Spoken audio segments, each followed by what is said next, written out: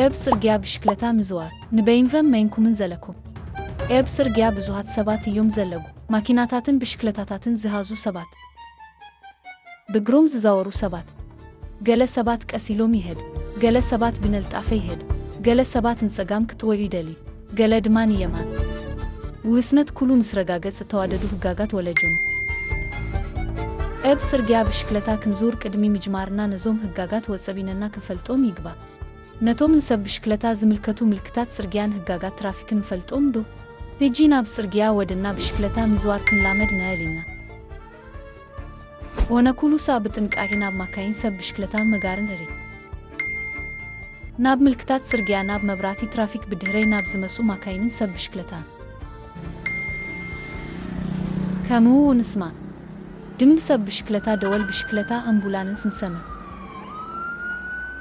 ሙዚቃ ነሰማና ብሽክለታ ፍጹም ማይንዘው ብሽክለታ ናዞርካ ምድዋል ወይ ጽሑፍ መልእክቲ ምስዳል ክልኩል እዩ ኦባል ፖሊስ ከምዝ ክንገብር ምስረና በና ብገዘብ ንነሳ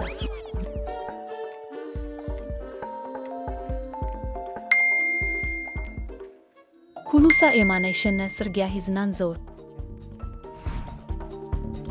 ከምውን ብናይ ብሽክለታ ምቃል ጽርግያ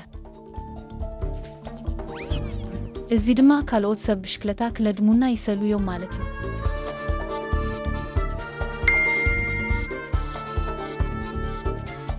ዋላውን ኦብ ክልተ ዝወንፈቱ መገዲ ብሽክለታ የማናይሸነ ጽርግያ ሂዝና ክንዝውር ይግባ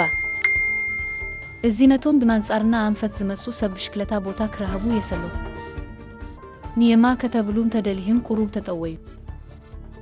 ድህር ዝያብ የማናይሸነ ጽርግያ ክትኑ ይሄም ንጸጋን ከተብሉ እንተደሊህም ወጸቢነኩም ተጠወዩ ስለ ዝራብ የማናይሸነ ጽርግያ ክትኑ ይሄም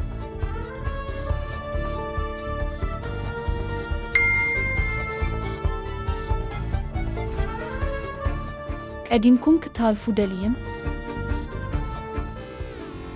ብጸጋማ ይሸነር ናይቲ ሰብ ዘው ብወሰን ጽርግያ እምበር ብመገዲ መጋር ቀዲምና መይንለፍ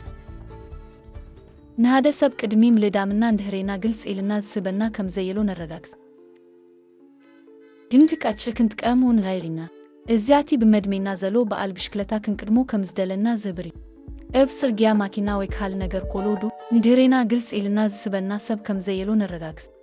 ንነድሜና ውን ወጸቢለና ንራ ብመድሜና ዝመሱ ሰባት ቀዳምነት ቸለው ናበይ ገጽና ከመሄድ ንምልካት ይድናን ዘርጊ ስለ ሰባት እንታይ ከምንገብር ክፈልጡ እዩ ንሰባት ናባይ ገጽና ከምንሄድ ክንህብር እንተዘይደሊና ክልቲዮቶም ለዳውና አብ ማኒብሮ ጌርና እንዘው ኢድካ ኦብ ማኒብሮ ከይሃስካ ምዝዋር ክልኩል እዩ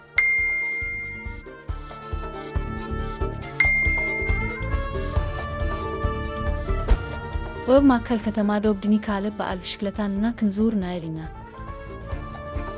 ግን ካብ ሰለስተን ላሊ ሰብ ብሽክለታ ክድረቡ ወይ ፍቀድን እዩ የብናይ ብሽክለታ ደናውን እንተን